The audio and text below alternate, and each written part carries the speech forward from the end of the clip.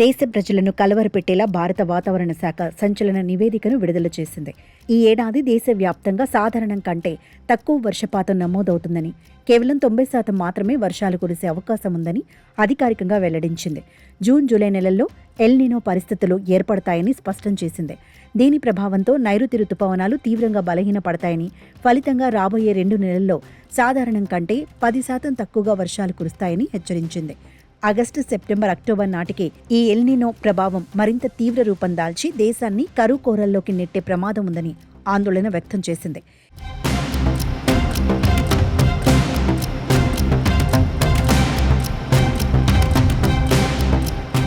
ఈ El Nino ప్రభావం దేశంలోని వివిధ ప్రాంతాలపై భిన్నంగా ఉండనుందని వాతావరణ శాఖ తన నివేదికలో పేర్కొంది.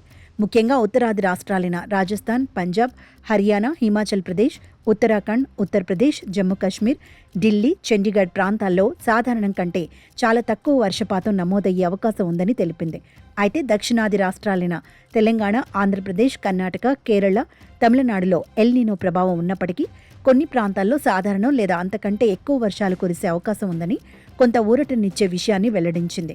అయినప్పటికీ దేశవ్యాప్త సగటును పరిగణలోకి తీసుకుంటే మాత్రం ఓవరాల్గా సాధారణ వర్షపాతం కూడా నమోదు కాదని స్పష్టం చేసింది.